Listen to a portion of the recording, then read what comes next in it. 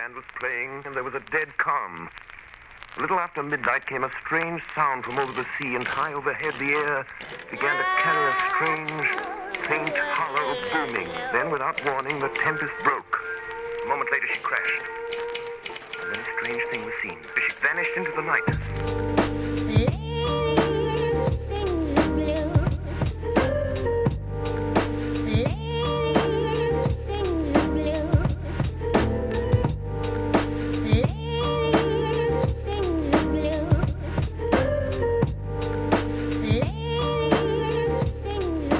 En la reciente versión de la Feria del Libro de Punta Arenas de Inco Pablo, la 18ª versión de ella, se presentó la destacada arqueóloga argentina Fabiana Martín.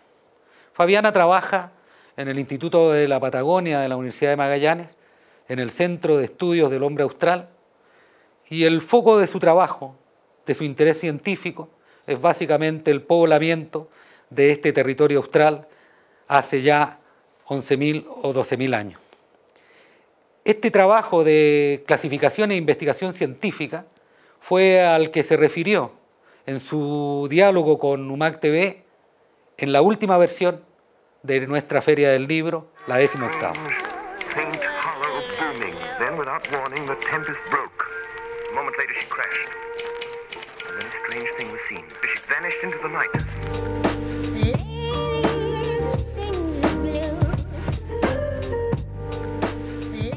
Fabiana Martín, entonces, arqueóloga.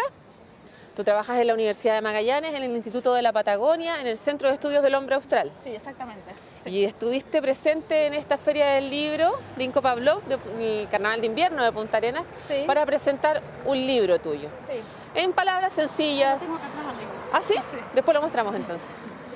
¿Cómo se llama y de qué se trata? Es un libro que tiene un título muy largo. Se llama Tafonomía de la transición Pleistoceno-Holoceno.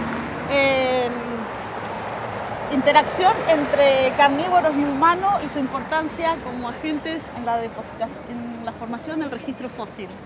Bueno, es un título un poco largo porque fue parte de una investigación mediante la cual realicé mi tesis doctoral en el Museo de La Plata hace ya varios años y posteriormente decidimos editarlo. Y bueno, las ediciones de la Universidad de Magallanes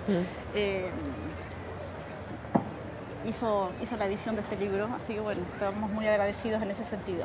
Pleistoceno y Holoceno. Sí. ¿De cuántos años atrás estamos hablando? Bueno, el marco cronológico de este libro está situado entre 14.000 y 10.000 años atrás, que es el momento en que el Pleistoceno estaba llegando a su etapa final. El Pleistoceno es la era del hielo.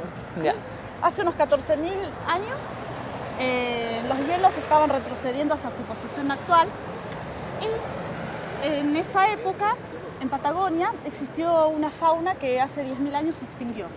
Esa fauna estaba caracterizada por animales de diversas especies y animales de gran tamaño. Entre los herbívoros estaba, por ejemplo, el milodón, que es un animal que todos conocen por la famosa cueva del milodón, que era un mega mamífero que pesaba unos 1.000 kilos. Después había caballos, un caballo nativo, que era un animal de unos 400 kilos, probablemente era de hábitos gregarios. Y después había una serie de camélidos, varios camélidos extinguidos, que se han reconocido hace poco a través de estudios de ADN. Antes todos creíamos que guanaco había sido el camélido que vivía en Patagonia, tanto a fines del Pleistoceno como durante el Holoceno, pero a través de estudios de ADN que hemos hecho con gente que está trabajando en distintas universidades, especialmente en la Universidad de Adelaide, Australia, tomaron algunas muestras y se detectaron 2 nuevas especies. Y se vio que el guanaco en realidad aparece en Patagonia durante el Holoceno, o sea, después de 10.000 años.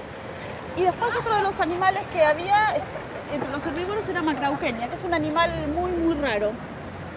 Tiene unas características bien distintivas, tenía una trompa larga, no tan larga como un elefante, pero sí larga, tipo un tapir, tenía 3 dedos y era del tamaño corporal como de un camello más o menos.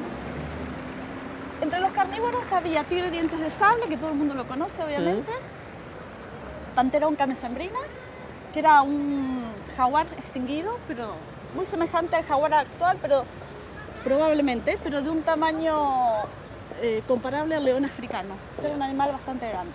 Después había un oso, y un zorro, que el zorro se llamaba Dulcicio Nabus. También siempre habíamos pensado que Dulcicio Nabus se había extinguido hace unos 10.000 años junto con toda esta fauna, pero en realidad también a través de varios estudios hemos visto que esta extinción se realizó hace apenas unos 400 años. Entonces es un animal que sobrevivió a las extinciones del Pleistoceno. Bueno, en ese marco, en ese contexto en el que vivían estos grandes animales, hacia el 11.000 se produce el poblamiento humano de la Patagonia. Cuando dices Patagonia, ¿a qué sector te refieres? Me refiero a Patagonia meridional, al área de Última Esperanza, Paliaique y Tierra del Fuego. Ya. Hay que pensar que en ese momento la isla estaba integrada al continente, todavía no existía el estrecho Magallanes. Se formó hace unos 8.000, 9.000 años más o menos. Entonces cuando los humanos llegaron, coexistieron aproximadamente por unos 1.000 años con esta fauna. Entonces, bueno, como bien saben, las historias de las investigaciones aquí en Patagonia chilena comenzaron hace más de 100 años, cuando se excavó por primera vez Cueva del Milodón.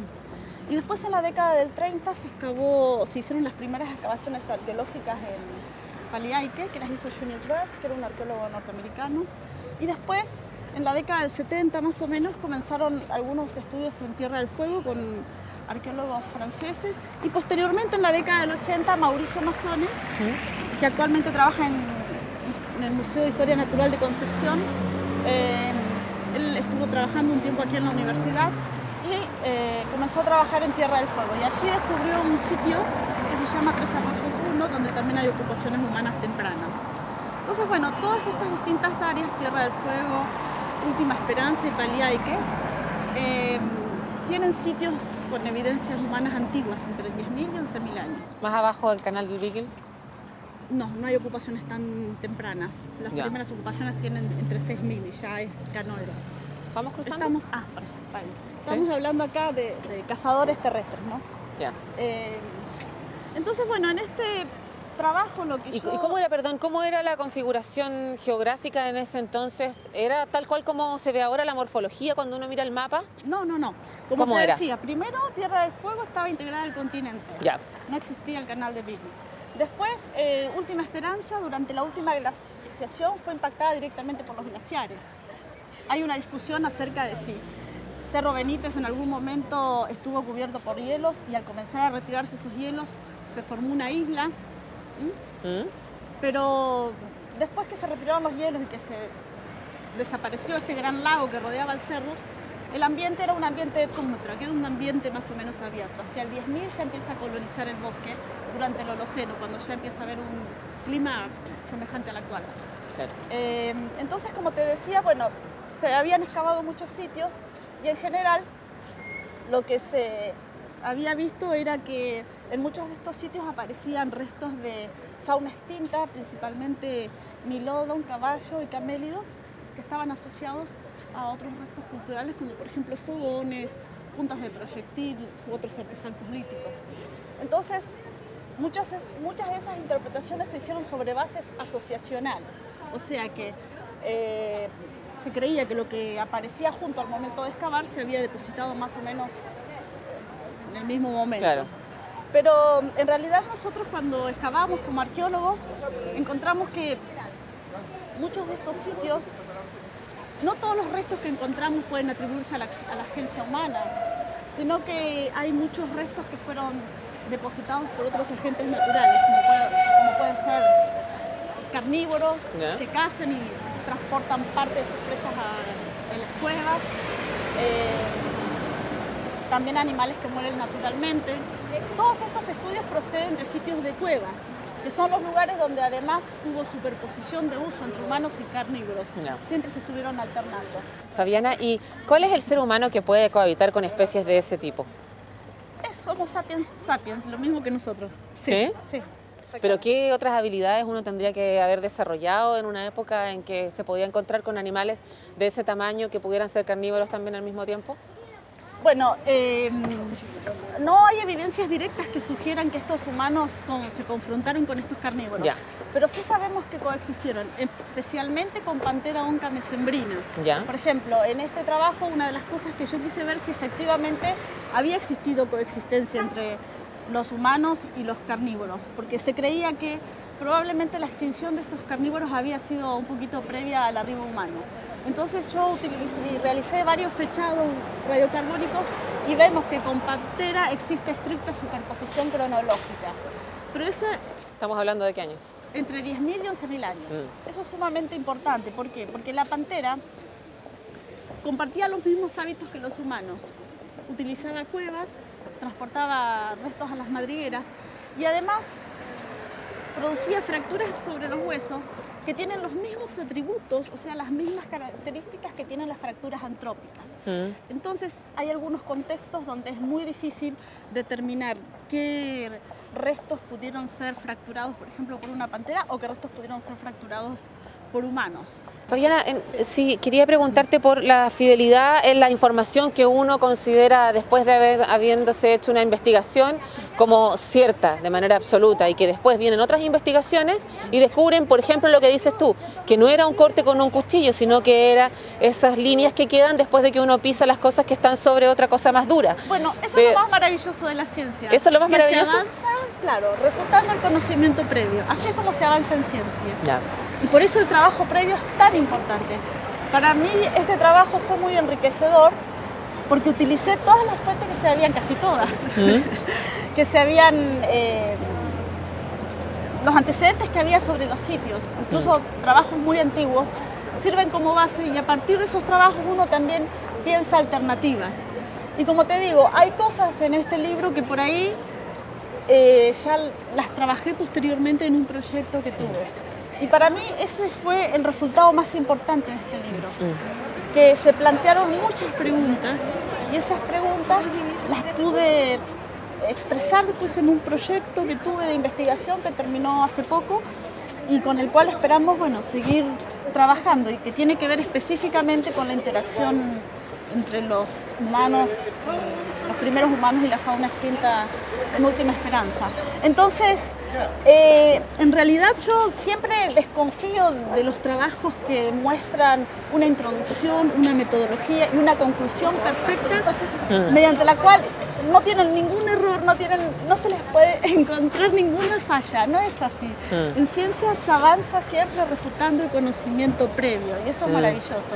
Entonces, es también importante saber que uno se puede equivocar siempre y cuando trabaje seriamente, porque así es como se avanza.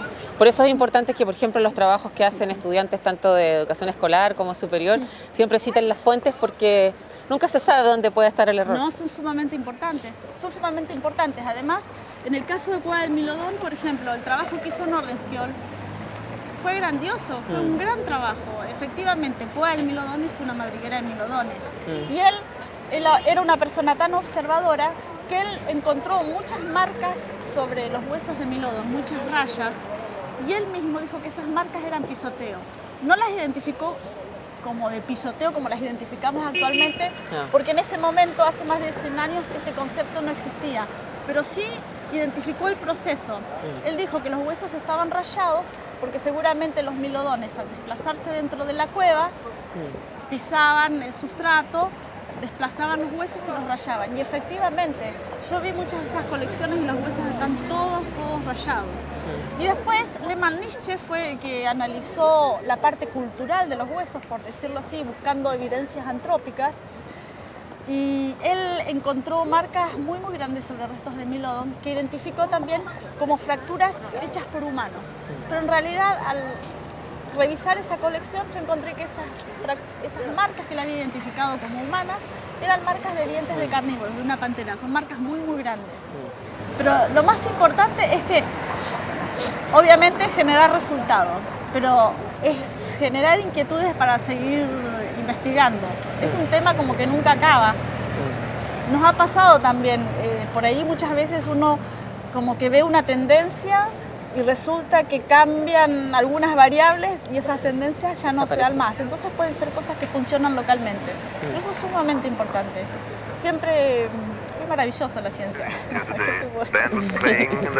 Perfecto, muchas gracias. A little after midnight came a strange sound from over the sea, and high overhead the air began to carry a strange, faint, hollow booming. Then, without warning, the tempest broke. A moment later she crashed. And then a strange thing was seen. She vanished into the night.